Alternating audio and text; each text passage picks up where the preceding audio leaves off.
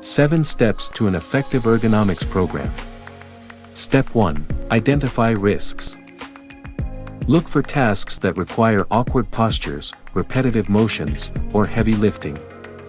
These can lead to pain and injury. Step 2. Train everyone. Once you know the risks, it's time to involve everyone. Train managers to recognize risks and workers on how to protect themselves. Step 3. Collect health and medical evidence. We also need to collect data to see how current workplace conditions are impacting workers' health. This could include injury reports, employee feedback and surveys, and even medical checkups. Step 4. Implement an ergonomics program. Implement solutions like adjustable workstations, proper lifting techniques, or job rotation schedules to address the identified risks. Step 5. Evaluate the program. But our work isn't done yet.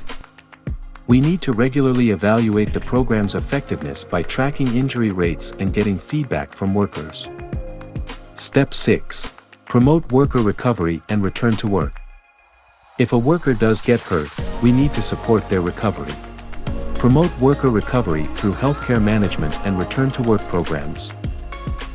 Step 7. Maintain management commitment and employee involvement. Finally, remember, ergonomics is a continuous improvement process. To ensure the long-term success of your ergonomics program, management needs to stay committed and workers need to stay involved. By following these steps, you can create a happy and healthy work environment for everyone. Talk to your employer today and take the first step towards a more comfortable and productive future. Safety matters. Enroll in our course, Ergonomics Safety Training.